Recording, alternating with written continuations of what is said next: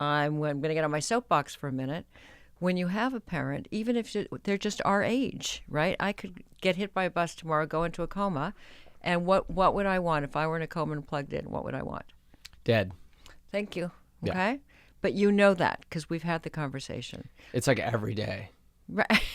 It's Hi, at a certain Lukey. point, it's like, how are you, honey? Yeah. Make sure you unplug me if I'm in even a coma. a little bit fucked if up, I'm a little kill dead, me. kill me. Yeah. Exactly.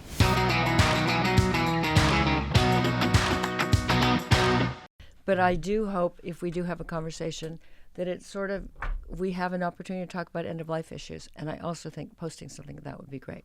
Oh, posting. Yeah. Look, I've turned you into... Well, you posted about my fucking abortion, so... Well, yeah. Well, yes, I did. And by the way, I'm getting in a whole lot of trouble for it, I know, apparently. you told me. Well, I'm not actually in a whole lot of trouble, but everyone thinks I'm judging you. I'm not judging you. Right. Well, we can bring that up in the podcast, too, if you want. Well, we're in the podcast. Are we recording? No. We can... Yeah, we're recording. No, we're not. Yeah, we are. Right this minute? Right this minute, we're Okay. recording. Knock yourself Well, out. and welcome back, by the way. Anything you want to plug? No. Okay, welcome back to Mommy Issues with Lucas Zelnick and my mother, Wendy. Wendy, pleasure to see you. Nice to see you again, Lucas. Yeah, I feel, you know what I was thinking about on the car ride here is I feel like kind of, not that it's such a hardship upon you, but I feel kind of bad that I'm like bringing you into this world of criticism for no gain for you.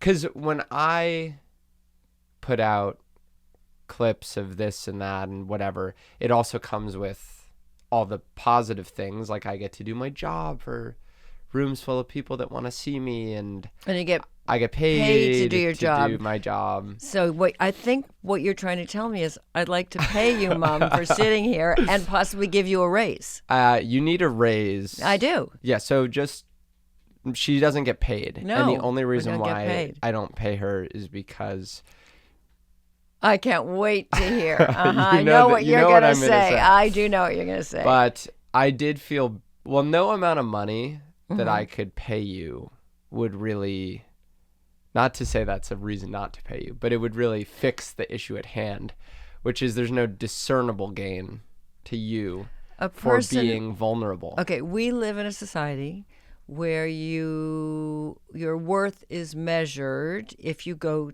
to the office. Mm-hmm. Your worth is measured by how much you're compensated. Yeah. So why don't you tell me how much you value me in terms of compensation? Well, and that's infinite. Now, in terms of how much this podcast makes, it loses. So, It loses money? This podcast, yes. So we need to have more views in order for me to make money. Yes. Okay. But I value you infinitely. Oh, It's honey. just that the world values you negatively. Okay, but I want to tell the story because I think it's hilarious. I Yeah. went out for a coffee and breakfast one day a couple of weeks ago, and you tell me that somebody DM'd you to say they saw me in the restaurant, but they didn't want to come and interrupt, but they recognized me from the podcast and they're a big fan. So one, that was very flattering, and two, Did you like that? I just thought it was amusing. Okay. Did I like it? I thought it was amusing, but it did occur to me, back to the compensation and whether I'm here or I'm not here, that, you might want to consider the fact that I might go solo and kick you to the curb and have my own podcast.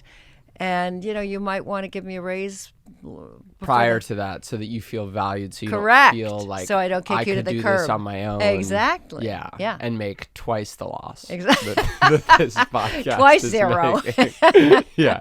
Exactly. You can make mathematically infinitely times what this podcast is Correct. making and still make zero. Correct. No, but I was thinking about it seems like every day, which is so interesting. Like when we first did this podcast, the idea behind doing it with you was that every time I was going on podcasts, people didn't like me. And that you could humanize me or bring out like a warmer side to me. And now that we're doing it, not to say nobody likes it, because that's not true. People do like it and they say very nice things. Right. But it doesn't seem like you're making me any more likable And it doesn't seem like I'm making you any more likable. And every other day, it was like 2 episodes ago, I got in trouble for judging you for your boy. We just have a dry rapport. Like, Right. I don't think, have I ever hurt your feelings on this podcast? No, never. People were like, with this clip, they were like accusing me of, they were like, I think he's a pro-lifer. I was like, you think my mom had an abortion and then raised me to be pro-life? You would have had to have a really bad experience with the abortion to do that. And then the other day, you have some takes. This, I want to defend you, and then we can talk about other shit because this isn't that interesting. But, she's going to have some takes that are not going to sound good. That is the purpose of this podcast. She's one generation above me. At least. I'm not even going to do the different time thing. It's just she doesn't even know what she doesn't know. Don't talk about me like I'm not here. I'm actually here. So saying she doesn't know these things. Guys, she doesn't know what she's talking She doesn't even know if she's here or not. Yeah. She's so fucking old. Well, then there's there's your mom, which we can talk about. Right. But it's like 2 generations above, like grandparent age. I feel grandparents do this thing where you ask them what they really think about something, whatever that may be, and they're like, "Oh, I don't even get it," or they're they're very like they're hard to get through to. And I think that's a good thing because when you do get through to them, they're like, I fucking hate Asian people. Well, and exactly. You're like, Jesus Christ, Right. okay, I wish I hadn't gotten through to you.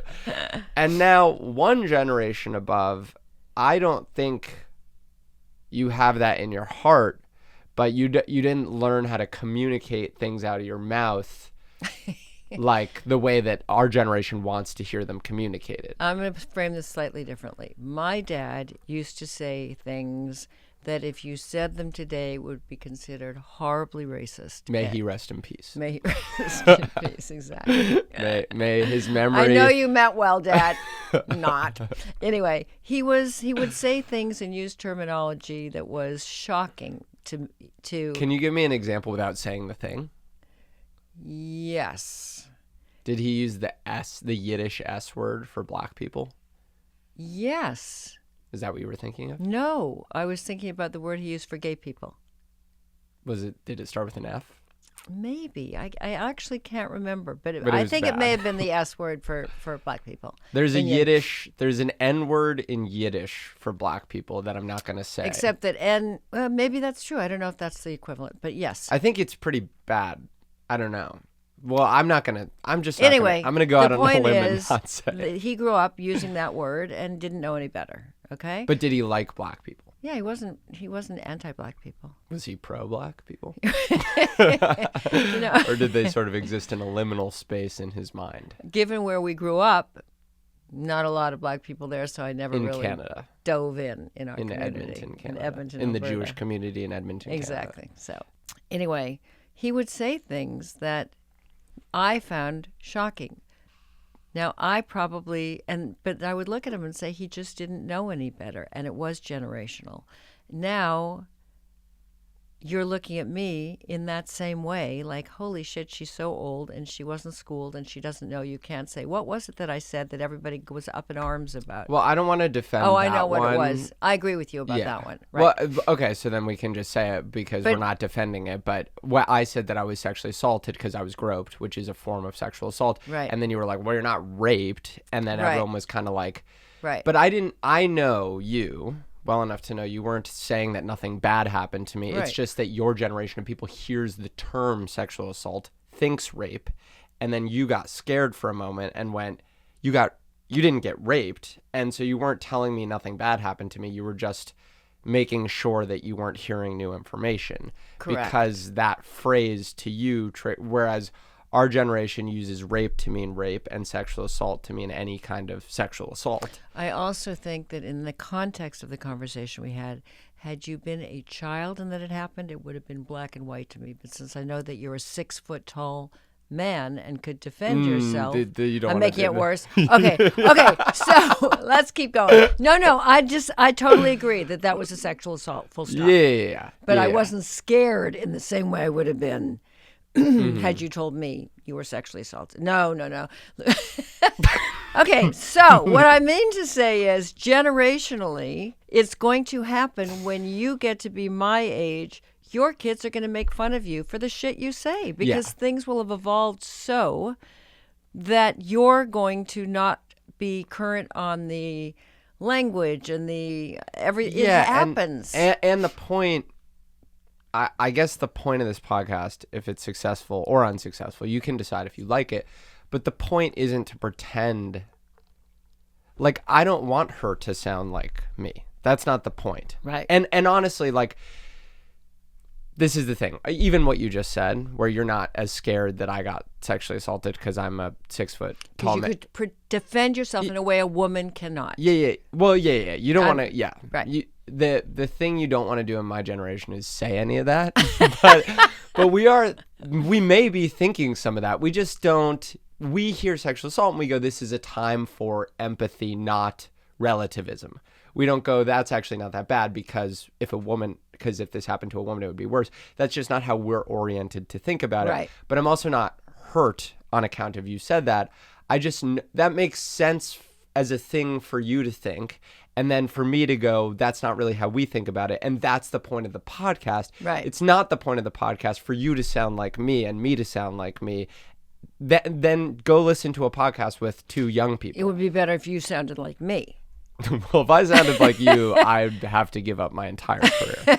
You still get some of a pass, but it's okay. I think you're making a really important point, which is for all of your generation, and I don't, who looks at my generation through their eyes, you're missing something. In other words, you can't judge me on your standards.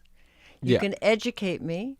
You can tell me I'm wrong. You can try to explain to me why I'm wrong. But you can't judge me because I grew up in a very different time, in a different world, with a different vocabulary.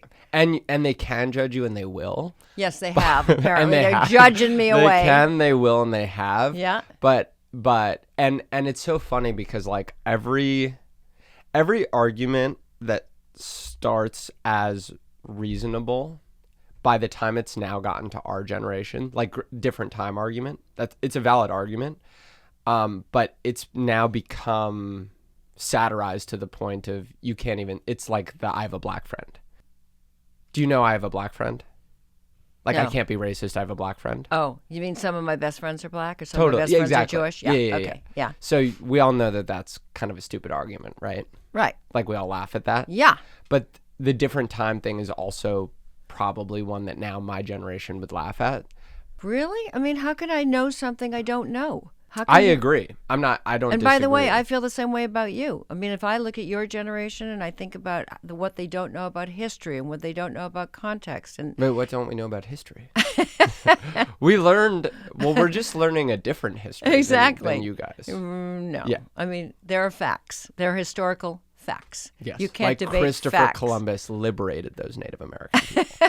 That's one of the facts that I learned. Truly, when I went to history class growing up, I learned that Christopher Columbus founded America, and they did those Native Americans a big favor. Yeah. And then probably like halfway through high school, you talk to like someone that's in that third grade level of, the early stages of America. I hope they're learning something different. Well, right now, and I can't believe I can't come up with the term that they're describing, maybe you will, about how we're writing out slavery in this country. What? They're rewriting the history books to sort of minimize slavery. The current administration, you mean? Yeah. Okay. So there's a generation of kids who are growing up with a completely different curriculum. They're like, it wasn't that bad. If it happened at all, I don't know. Maybe it didn't happen. But what does the administration bear in public schools? There's a term for it that I can't come up with. Okay. Can someone educate us on this? We don't know about this. Exactly. But anyway, what I say to everyone is, you're here to hear some bad takes from her, or what you perceive to be bad takes, right, for us to discuss them, right, maybe for her to learn or for me to learn, depending on the topic. That would presumably be why you're here. So if you can try to withhold your judgment. For either one of us. Because I would just challenge you take your parent and put them on a podcast Well, for 12 episodes Interesting. and see how they would do. And, she's going to get a bunch of things wrong. As are you. No, I'm not going to. No, that's not true. I mean, I think what we sit and talk about is the fact that not every parent-child relationship is as open as ours. Yes. And that we hope in some way we're giving people a roadmap to have conversations with their parents about difficult topics. Yeah. And to say that you can have a relationship where you don't agree about everything, although I'm right about everything. Right. As am I. Exactly. Yes. So hopefully you're not judged. And by the way, you also have to understand what our rapport is. So if you're judging the fact that if Lucas said something that I won't talk about you in the third person, I won't talk about me. If you said something that offended me, I would say you offended me. Mm-hmm. Yeah. So you can knock yourself out and try for the rest of the podcast to try and do something if you want. No, it's so interesting. It's like, I don't know. There's no, by the way, it's an ambitious and impossible goal with regard to the internet anyway, because the internet is a space of polarization. Right. So it's like, as soon as you have 3 comments that say the same thing, that is the prevailing opinion. I saw it happen yesterday because it's so interesting. We posted this clip, and again, I hate talking about clips because I think it's like talking about the thing and whatever. Right. But it's like it's just an interesting thing to think about. So like there's this clip, right, where you tell me that the OBGYN that delivered me gave you an abortion. And I just think that's funny, like to be delivered by your abortionist. As I'm trying to make that funny as an idea. Right. And so I'm thinking, how can I make this funny? Right. In the clip, right? Then it goes out to Instagram, which has a certain audience, and TikTok, which has a certain audience. And on TikTok, the read on me is I have like a shitty tone, no empathy for you. It's also out of context. You take one clip out of a whole conversation. There's Yeah, no although context. I chose it. So, you know. But they also don't see when you're crying about it. And Yeah, when I'm heartbroken over your abortion. Yeah. Mm-hmm. No, but they wanted me to be like more supportive to you. They thought I was trying to make you feel bad about having an abortion. Right. Because they took my silence or pensiveness when I'm trying to think of a joke to mean like I'm like, what the fuck? She had a fucking abortion. And then in Instagram, they're all like, she murdered a fucking baby and he's just sitting there. Shame on you. And so it's like, and both comment sections are like, that's, depending on where you see it, that's the truth of how people feel in response to this. Right. And you see that, and it is a very impactful, like you read it and you're like, okay, I guess he gave her a really shitty tone and he wasn't empathetic to this at all. And then you read the other one and you're like, yeah, I guess they are talking too flippantly about a thing that's a big deal. Mm-hmm. And in reality, it's like, neither of us gave a fuck that you had an abortion. We're talking about something that happened 50 years ago. And that's just what's up. Exactly. So anyway, there you go. Okay. So your mom's dying. Sorry. Nice segue, Lucas. Are we doing a question today, or we're just going to chat? We can just chat. We will get to a question. Well, we don't have to. I don't care. If we do, but we should talk about this. Yes. I don't need to shoehorn an advice question into bringing this up. Yes, my mom is dying. So tell us what happens. I'm before I get into that, I want to back into it a little bit because it's given me so much time to think about preparing for death. We're all, as my other son likes to say, none of us is getting out of here alive, right? So we're all going to die. And how do we think about that? Do we bury our head in the sand? Or do we talk to the people who we love about what our wishes are, what our desires are, what our end-of-life issues are? Do we appoint healthcare proxies so that somebody has the ability to make a decision for you when you're no longer capable of making your own decisions? So, my mom is 99 years old. 99. 99. Yeah. She's had a great life. Yeah. She has 4 great kids. She has, I counted them the other day. The kids? 4. She did not have a single abortion, as far as I know. She has 35 great grandchildren. Great grandchildren. 35? Yep.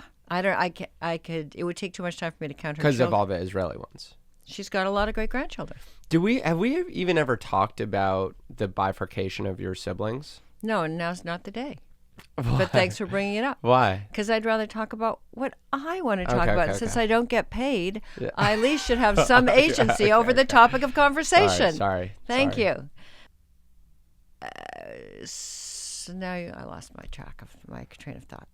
So two Anyway. of her siblings moved to Israel. No, that I just said I'm not talking about that. Yeah. Which was unclear to you. But Which then you part was lost your train of thought, so I So thought you it might thought, be you a thought I'd good- forget that I said I wasn't talking about that. I might be old, but I'm not that old. So here's my mom, and without going into any of the details, she's 99, and she's stopped eating for the last 10 or 11 days. So she's because indicating she is on a diet. No, she is doing a hunger strike until trans women have more rights. do you want to talk about Gandhi now too in this context, given what came up at we had dinner this the whole other night? Do you guys know that Gandhi? First, find out if any of your young viewers know who Gandhi is. Do you guys know if that Gandhi was kind of a pedophile? This is going to get a lot of blowback, and you're going to be in big trouble. No, Gandhi's gonna be in big trouble for Loki being a pedophile. Listen, I don't know. Gandhi did a lot of good stuff, yada yada yada.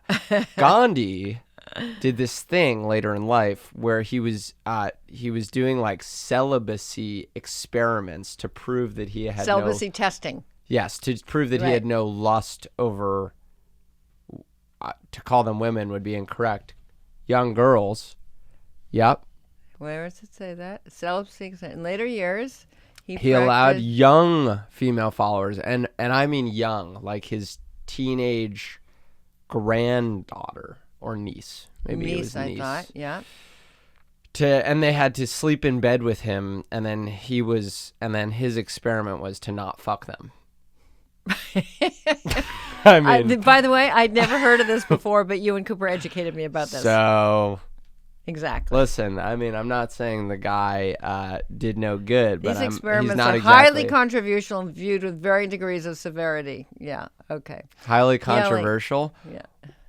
What happened to this world where you can't just Say. share a bed with a teenager in order to prove you're not going to fuck them? It wasn't called the sex experiments. I don't know if he fucked him. Did he fuck him? I don't know. Okay. How do we get off this topic? How do we end up with that? With Gandhi? Yeah. What were we talking about? My mom has not eaten. Oh, yeah, that's yeah, where we yeah. got it. So She my hasn't mom has eaten. not eaten in about 11 Yeah. days. Well, it started with some kind of esophageal infection. We Yeah. think she couldn't keep any food down. She went to the hospital. They couldn't find any blockages. And we said, can we take her home and be treated at home? They said, yes. We've been giving her fluids. We've been giving her medicine. We did everything we could to sort of see if she could turn the corner. And she never starts. She's lucid and funny, and she recognizes all of us. And she's, Yeah, which is kind of complicated. Like in the moment, she's lucid, and then she's not for a little bit, and then she is again. But maybe, she's still not But usually eating. she's starting again with a fresh slate, because you've had different conversations, right? Like you had a conversation with her.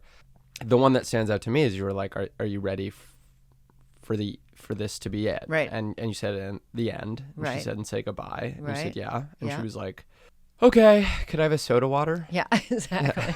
And then she wanted a popsicle after the next conversation. Right. So, look, I can't not being in those shoes. It's also like, turn the corner into what? You're 99. What's the future hold? I don't know. She's happy, which is nice. It's a nice place to be. And she's happy to see her kids, and she's happy to see her grandkids. So if she started eating again and she bounced back, would she be playing 5 sets of tennis? Probably not. But she would, have a nice life. Yeah. Which is what she's been doing up until now. But she did not start eating again, right? And then it became complicated because she had never put in writing, this is what I want. So she has a DNR, which is good. Yeah. But this isn't. But you don't have something in writing for a situation like this. if I don't, I will by the end of the week, and I'm not kidding. But how would you put this It's such a complicated situation because she has clarity in moments and not in others. She's said conflicting things over the last week. Like Yep. she's been like, "Well, my family's here. I don't really want to go. I have so many people I love." And then other times she's like, "Yeah, I'm good to go." And also, then how do you do it? because you could let her. You mean, do I put a pillow over her head? I Is that mean, what you're asking? No. Okay, thank you. No, but she's on fluids, and as long as she is on fluids. But I mean, like, if you take her off fluids Right. and off food, she'll Right. die, obviously. Well, don't forget, if you take her off fluids, she can still choose to drink or eat on her own. I'm not doing anything. Yeah. It's But will she suffer? Say she can't. Is that a unnecessary? I'm like, wouldn't there be a kinder way to go than just waiting for her to starve and to thirst be honest, to the way the doctors explained it is, Yeah.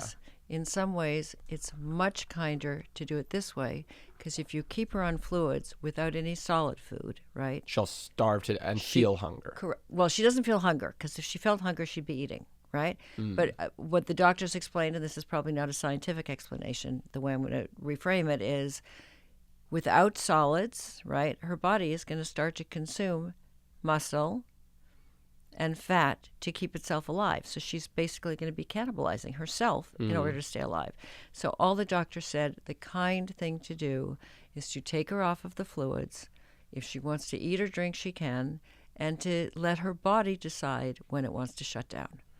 But here's where it gets getting complicated. Should she try to share her bed with teenagers and not fuck them? No, that's more of a Gandhi move. Okay. Yeah. So Yeah. the complicated thing is, I have two siblings. Right. My two siblings have never heard her say, this is what I want for end of life. And they're way more religious than you. They're more religious than I am. So they now have, God's in this thing with them, but not with Correct. us. So it's like a whole complicated thing. correct. And so what they would do for their end of life issues are different than what I would do for my end of life issues, which leads me to But I still don't understand this. I don't understand why, if you believe in God harder, right. why your conclusion is step in harder. Because from what I've seen of your siblings, all love, especially your brother, all love. He's very religious, right? He believes in Hashem and all that, which is great. But he believes in medical intervention kind of to the last moment. And I'm like, if I believed in God harder, I might be a little bit more like, let God exert his will upon your mom. And trust me, God wants her gone. No, God loves my mom very much. God loves her, but God wants her with him. Oh. God misses her. God. It's been almost You want to 100 hear something years. funny? I said to my mom, my dad died about 8 years ago. So I said to my mom the other day, Mom, are you looking forward to seeing Dad?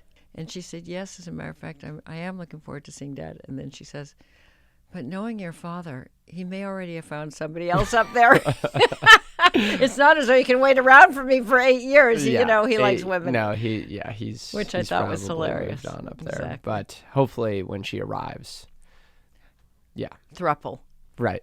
Yeah, he can't kick out the woman that that would they be have 8 years unkind. of history together. Okay, so today we don't really know, or we do. Today it's official. She's on palliative care. Which I don't know what that is. That really. means that we're going to remove all of the lines that are giving Today. her fluid. Today's the day. Today's the day.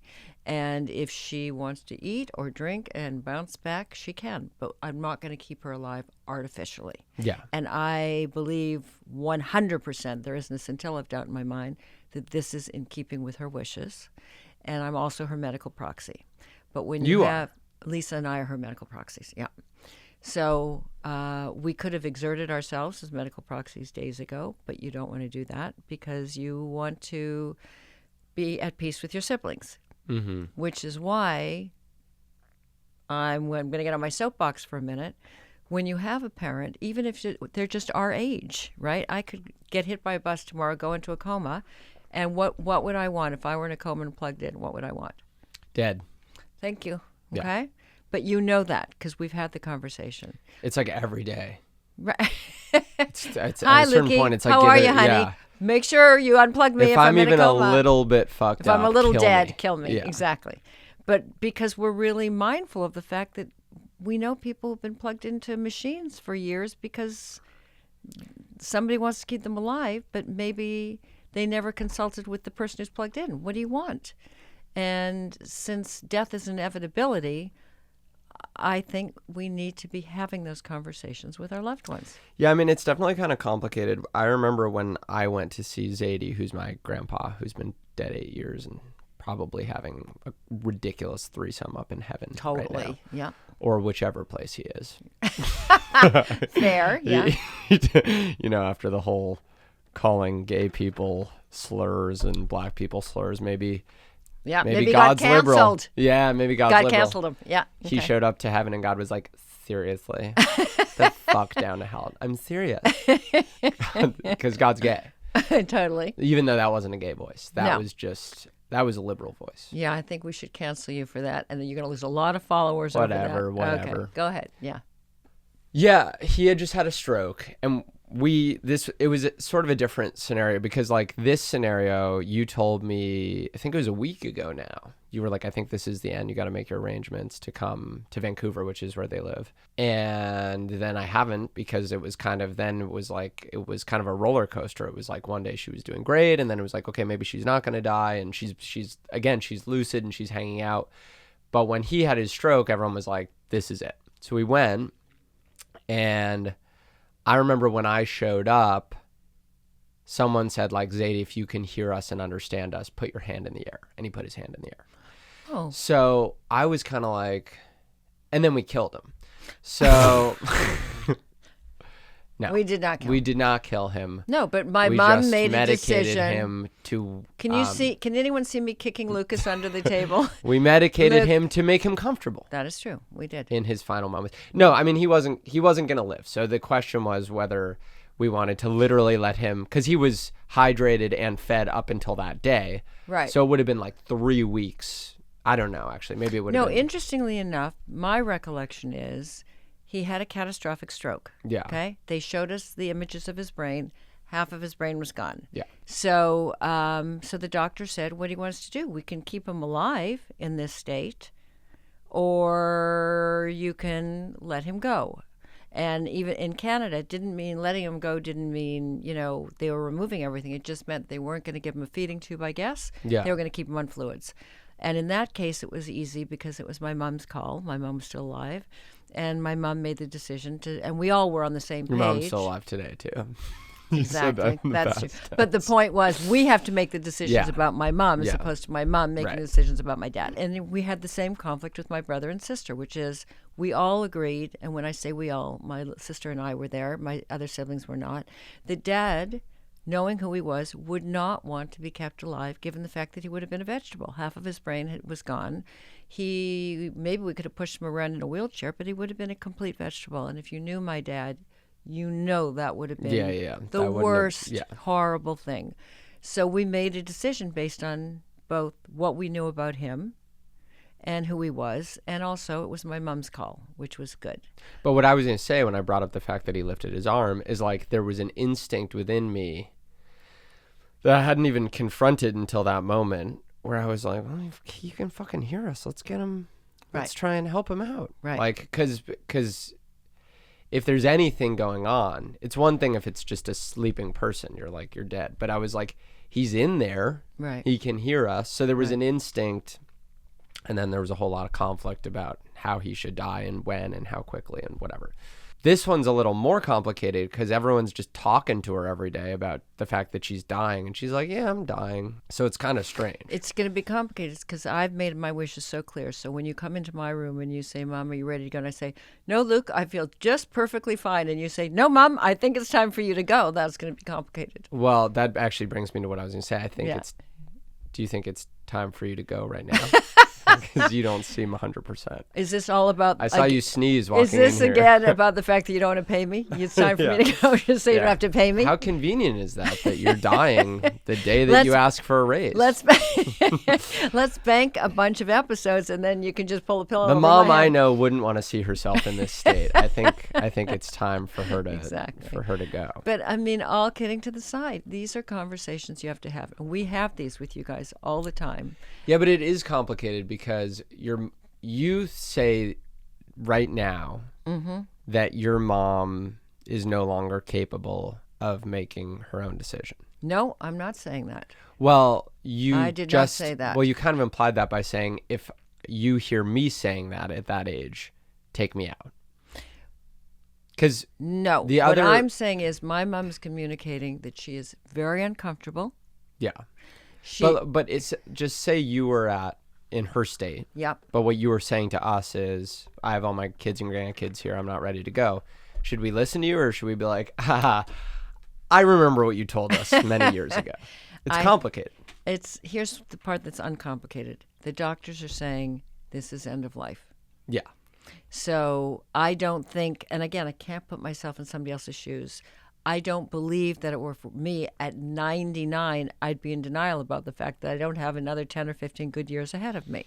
And I think I'd be able to look at you guys and say, I'm going to miss you terribly, or more, you're going to miss me terribly. And our podcast probably is in syndication by then. Yeah. Our podcast will have blown up. Yeah, and you'll feel bad that I'm going at 99 because you won't be able to make more money out of me. Exactly. I don't think I'm going to be ambivalent. I think it's going to be really clear to me. Although, again, I can't put myself in anybody else's. But that's what I'm saying. Say it's not clear to you at that point. You want me to just fucking kill you because I remember this conversation? When the I'm going on the record. When the doctor tells you I haven't eaten in 11 or 12 days and I'm not going to turn around, yes, you can take me off of fluids. I'm going to take my laptop to your deathbed. So I'm just going to pull up minute 45 of the pod if we could just watch this together. Exactly. Yeah. Okay? And you're going to go, who is that? Yes, I'm going to say, lady? AI clearly doctored that. Right. Exactly. I don't know. I think it's a nice way to go, the way she's going. Me roughly. too. She's at home. She's at All home of her surrounded kids are by with her her. loved ones. Exactly. Like it's not a tragic story. I had kind of planned last week to come out to Vancouver for maybe a week or two. But your busy touring schedule got in the way? No. You couldn't possibly squeeze in my mother? I don't feel the need to say goodbye. Okay. Because I've said goodbye. A year ago, she was 98. And a year before that, she was 97. And every time I said goodbye, when she's 97 or 98 or even 96, I was kind of like... So when you left the house the other night after dinner and said goodbye, were you thinking, this What, could be bad about goodbye? you? Yeah, exactly. No. We're not there quite yet. Okay. I did feel that way with my mom. with her. Right. And I think the biggest goodbye moment that I felt with your mom was I had shows in Vancouver a year ago from December, and I brought her on stage that night. And then at the end of that night, and I think she really enjoyed that or thought it was cool, which was cool for me to be able to have that experience with her. Right. And then at the end of that night, I took her out of the car one-on-one, and I walked her up to her apartment, and I said goodbye to her at the door. And you didn't take her all the way up to her apartment, even though she was 97 years old? No. I mean, I said goodbye. Dropped her off and said, hope you make it upstairs okay, bub. I didn't tuck her in. I handed her off to whomever was there, I think. Right. And when I said goodbye, I kind of thought, okay, that's probably the last time I'll see her in person. And I've seen her like 5,000 times since. So I don't, because I don't know I'm not going to tell her anything further. Right. You know? So I didn't feel the need to go really yet until it's time. Right. But I thought I was maybe going to be there because when your dad died, we were all there for like a week. Kind of a different work situation. At the time, I had like a 9 to 5. I was like, yeah, please take me the fuck out of here. But now I can't just run out on my work stuff all the time.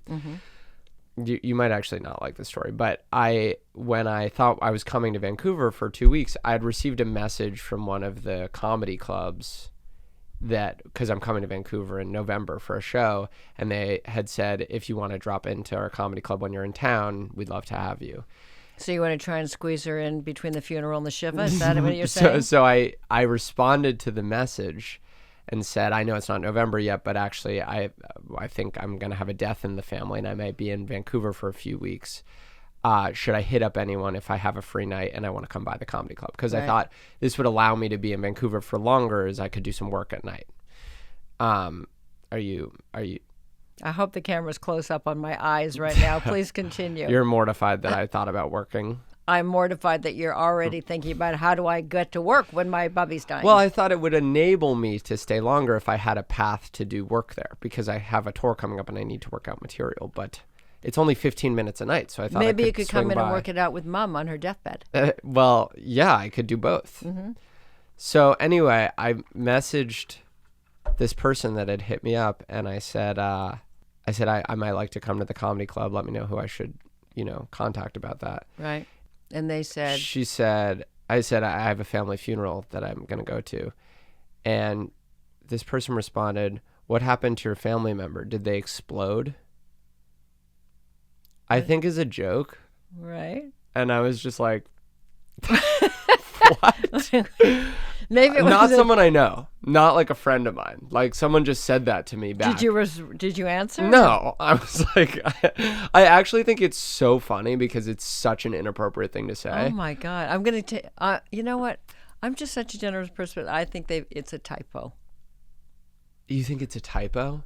They said, did they explode? ? So they had to finish the word explode and then put punctuation. And then they never followed up again, and you didn't follow up again? I just didn't respond because I was like, I don't know you. And it was like a young comedian, so I didn't know if they were maybe trying to take a swing and like be funny, but I was just like, that was not the right no moment to be right. I didn't even say who. Like it could have been your brother. God yeah, forbid. I mean, yeah, like exactly. Luckily it's a 99-year-old who's had a long life, but it right. could have been like something really tragic, and they said, did they explode? Is it possible that they're thinking about you? Who the fuck plans ahead for a funeral to come to a comedy show while they know they thought my insensitivity enabled them to be insensitive in return? Yes. I don't know, but they said, did she explode, or did they explode? And I was like, okay, I guess I'm not going to come to the comedy club. Exactly. I was like, I guess I'll just write material and try it at the comedy cellar when Try I'm it out home. on Bubby. Yeah. Yeah, exactly. Okay, we should wrap this up for today. We didn't do an advice, but we talked about death. We talked about important things. Yeah. So also, I'm going to say this, and you can probably edit. What you can do if you want, which would be sweet, is end the podcast with the clip from my mom when you brought her up on stage. Oh yeah, I can send that to the editor. Be sweet. Yeah. Shout out Bubby.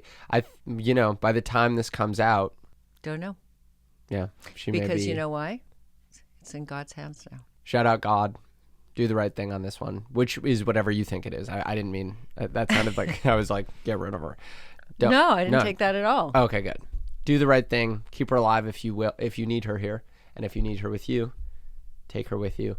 But we love her. We do. And love her. This episode of the YouTube only podcast is dedicated to my potentially late grandmother. I'm gonna cry. So. Oh. I am. I was trying to be funny because it's such a small thing to dedicate, but I understand that you're losing your mom, so it's still sad. But I think we should maybe dedicate something more meaningful to her than a YouTube podcast episode was sort of my point. I love how you were like, we're really doing this pod for mom. She would have loved this fucking podcast. She does like to sit in her room and watch our podcast. That's the last thing I'll say is that she does. She got a second wind. So she was like out, down and out, seemingly. Right. Like asleep and medicated. And I hear, from what I could tell, because I Googled this, it's actually somewhat common that as people really near the final days of their life, especially older people, that they get like a second wind and a burst of energy and a burst of clarity.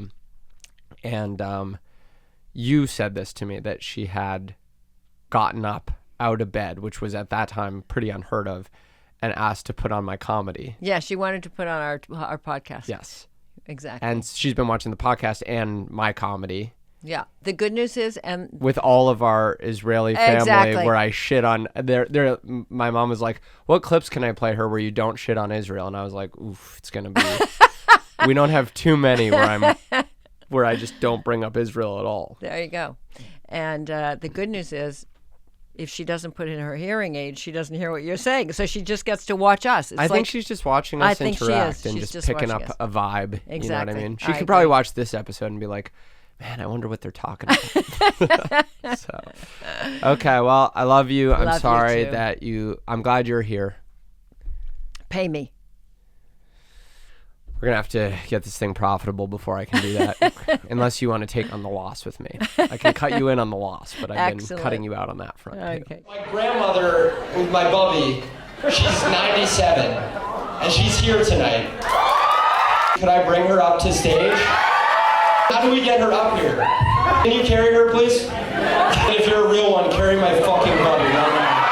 Then take your hands off my bubby's ass right now.